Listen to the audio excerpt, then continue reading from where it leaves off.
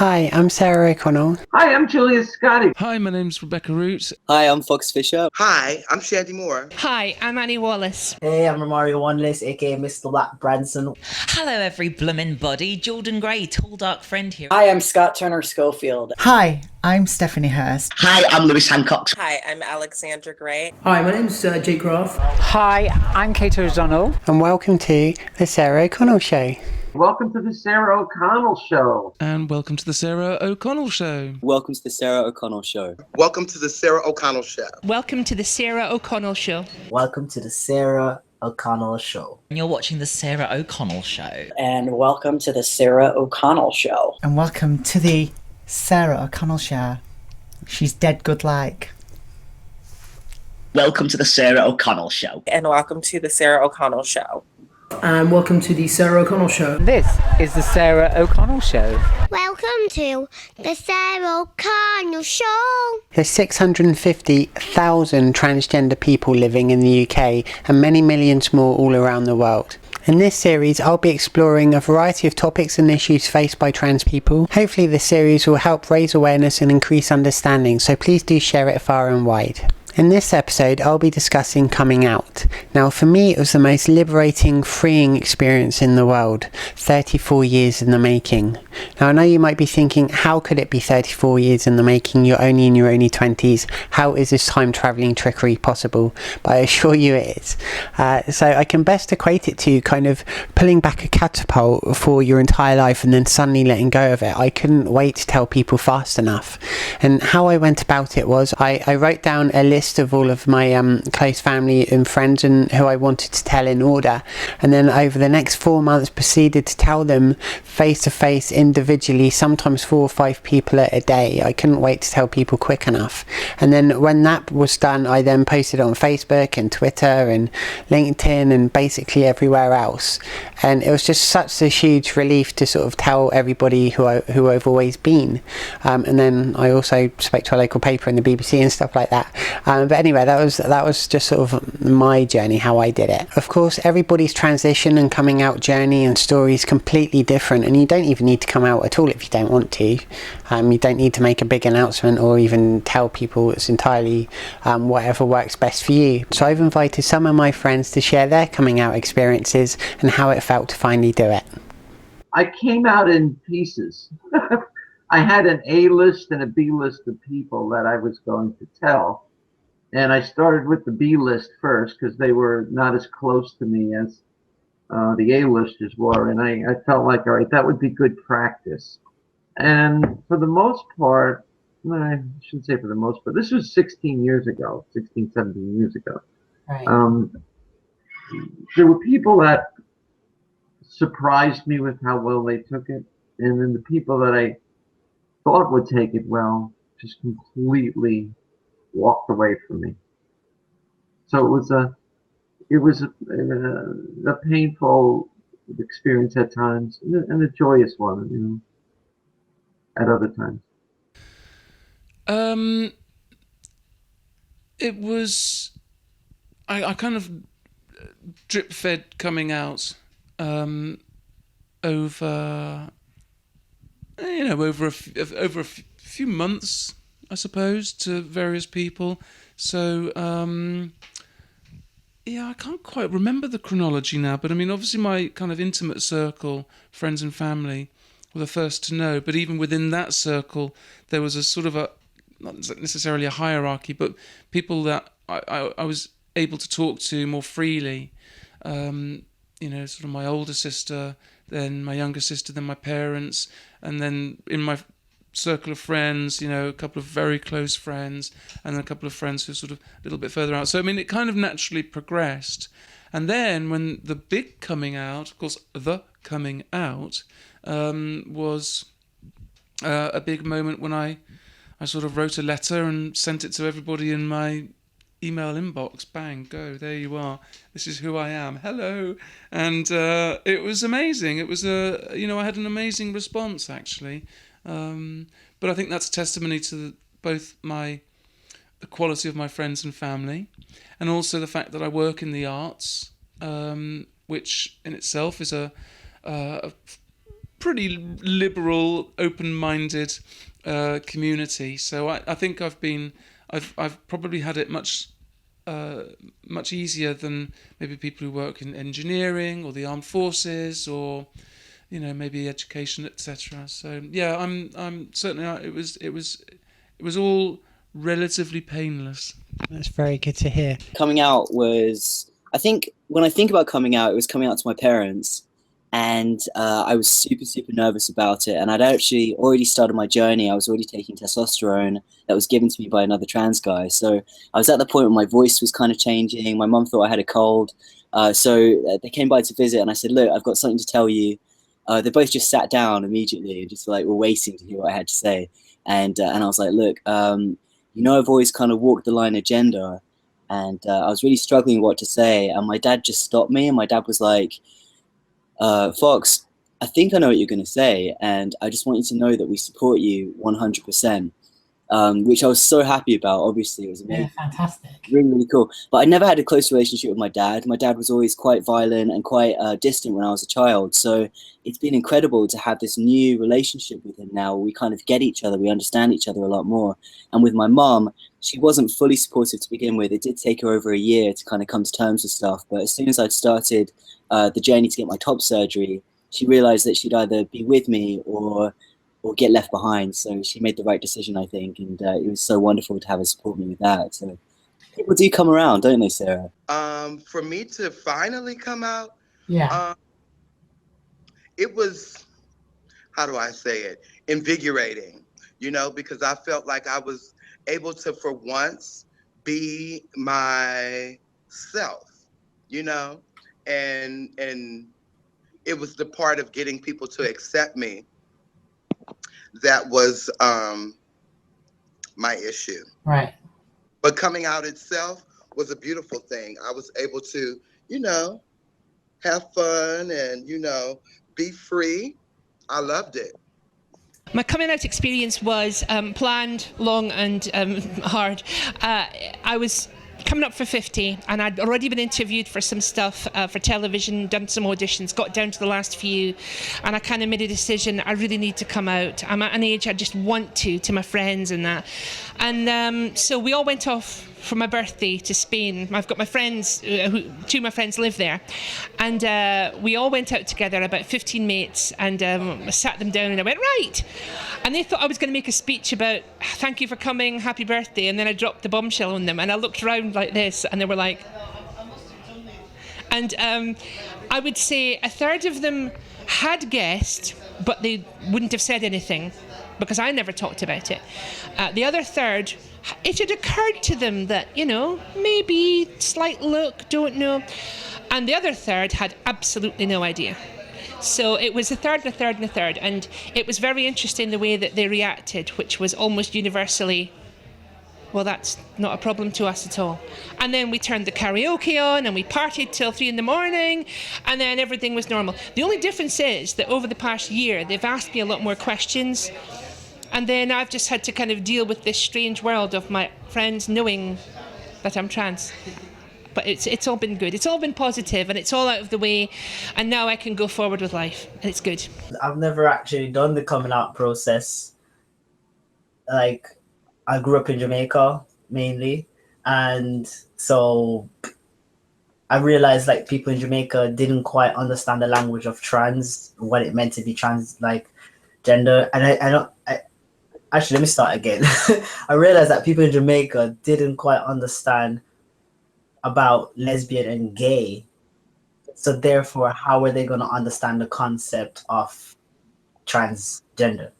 I just thought it was a subject not to be touched because I felt like they didn't quite understand sexuality, let alone gender. And with me, myself, just sort of happening to come across some research on what transgender was and realizing that I couldn't do that in Jamaica, I was like, okay, let me just live my life until one day I get an opportunity to do it.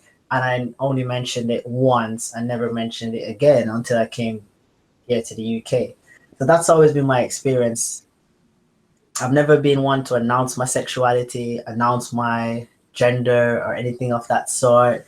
I usually just, if I see somebody I like them, I just start courting, go to places. I just represent myself the best way I know how to, quite confidently. It wasn't always the case because I got bullied in high school a lot. Yeah. And I think that's where the turning point was for me, where I just realized, hey, if I'm always laughing at myself, nobody can laugh at me. And then it just became a defense mechanism and just became the way I deal with life today. So the closest I've ever come to coming out, I would have to say, is with my mom. When I was in the UK about a year, I found this gender support group in Wolverhampton, and I sat my mom down and I was like, Mom, I want to transition. I want to start taking hormones and stuff like that. I started crying. It was actually really crap. And then she kicked me out literally a couple days later. I don't know if it was mainly because of that. I know she had other stuff going on. You know, today we have a very, very strong relationship. But I would say that's the closest I've had to coming out. Don't know how it's gonna go when it comes to relationship wise, now that I've found myself like single again. So it's kind of like, now that I've actually like had hormones, had my top surgery, am I gonna have to eventually do this coming out process thing? So that's something really new for me, actually. You know what? I had just been out to a Halloween party dressed as a cat, and I loved the cat suit, so I wore it the next day to the Essex Entertainment Awards. I was up for a few awards, and I was standing there in this beautiful cat suit, and I just thought, if I can't tell my home county who I am, then what's the point? So I just came out live on stage at the awards. It was glorious. I'm really proud of my county. I'm proud of this country. You know, it's been beautiful. I'm not naive to the fact that I'm an entertainer, so it might even be a little bit easier on me than a lot of people, because that's this life, you know. It's a very gender fluid experience, this whole industry. So it's not easy, but it's getting easier, I think, for everybody. I always talk about coming out as trans with kind of a story behind it. A friend of mine was born legally blind, and when she was 8, she had a series of operations that allowed her to see. And now she was legally blind, but she could see things up close. You know, not everybody's just like total blackout blind, right? Yeah. And so, you know, she's 8 years old and she walks outside at night after this operation and she sees stars for the first time. Can you imagine? Like stars, right? Like they've always been there. Yeah. They're beautiful. They're you know, it's sort of a resting site even when you've seen them every day of your life, right? And imagine for the first time seeing stars. You know, for me to realize, you know, when I came out as trans, to know that there had always been a culture, that there have always been transgender people across all cultures, across all time, that they've been like these stars in the sky that I just couldn't see before. You know, it's still one of the most beautiful experiences of my life. That's a really lovely way of putting it. Yeah, I completely agree. Well, and, you know, especially because the way that our cultures, and, you know, I think this is true for Western culture in general. And I think in a certain way, it's true for global culture, right? That they have erased us from history, you know, and that we have evidence of transgender people going all the way back to ancient Egypt, ancient Greece, Yeah. that we, in every, you know, there, England, Ireland, you know, Denmark, everywhere has these like really important histories that include transgender people that have just been completely wiped off, you know? And so when I started really learning our history and learning, you know, again, back to the stars, you know, the light that you see from a star travels for hundreds of years before it reaches our eyes, you know, that's the truth about the transgender community too, you know? Exactly. We have always existed, and I think the more of us that sort of become visible can sort of help make the others be more visible too. Exactly. And those of us that resist, because these were visible people. These were people with their own names, you know, with their own cultures. People understood that this was a thing, and it got wiped out, right, by religion, essentially. But yeah, to really resist being wiped out as well, you know, and to hold each other up and say, no, you know, you're not the first person that did this. There's a history of that, right? Like to really keep each other held up and to say, like, we've been here, we've been around, you know?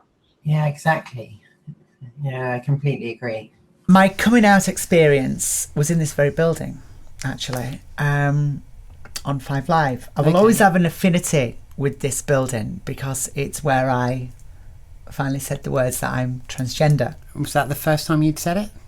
Oh no, I'd said it out loud to loads of people, friends, and no one blabbed. Right. I mean, I told loads of people in my life, and it just shows you the integrity that people have, and my friends. I mean, friends who I'd told when I was like 13, 14 years old. Yeah. Never said anything. Brilliant. No one blabbed. So I'd got a good number of people that knew. Yeah. But when I finally said it publicly, yes, it was here in the BBC. Yeah. And my coming out experience was actually very positive. Good. I had no negativity whatsoever.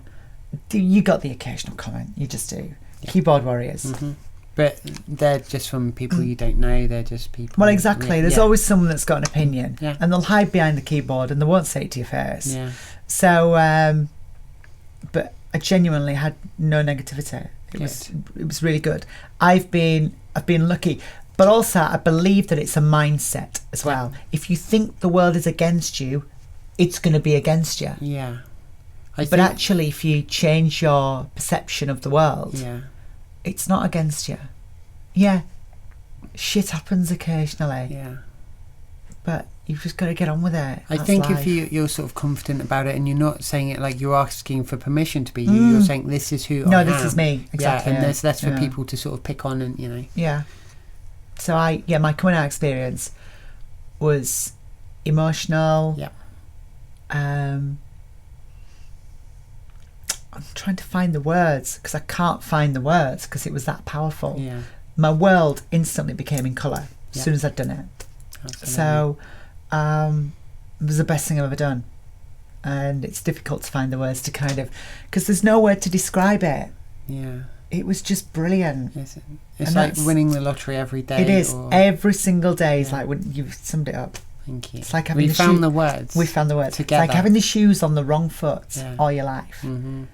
And or the wrong feet all your life. And then you put them on the right feet and everything's fine. So no, it was a hugely positive experience. Good. That also had a knock-on effect to lots of other people. Absolutely. So very, very, very, very lucky, very blessed. So my coming out experience, actually, I would say was very positive. I kept it inside for a long time. I was so scared of what people would think. And I told my mum, and she was really supportive. I think she was a bit scared for me, but she kind of kept that to herself. She came with me to all my doctor's appointments and just wanted to support me because I think in the back of her head, she always knew. So I don't think it was necessarily a shock. And she just kind of knew the suffering that I was going through, so it wasn't really a choice for her to, support me or not. She just had to. And then told my friends, and there was 99% of my friends were positive. There was a couple of friends that I did struggle with. They just didn't quite understand. And I think they thought it would change our friendship, like that they would see me differently and we wouldn't be as close. But, as time went on, it just like proved them wrong and they completely understand now, So yeah, it's been overall, I would say, really positive compared to, a lot of people, sadly. My coming out experience, it was a challenging, I think, for as it is for anyone, telling your family. But before I came out as trans, I was trying to come out as gay because, I liked men when I used to, so I guess I considered myself to be gay at one point.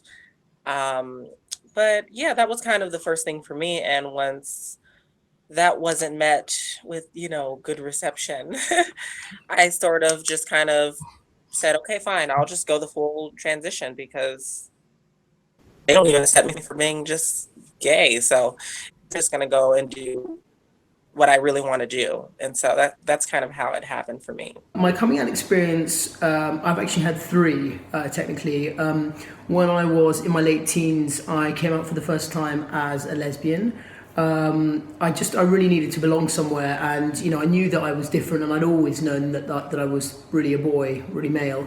But at the time, there was no real knowledge of what transgender meant, and I just really needed somewhere to belong in a community, and so I came out as gay.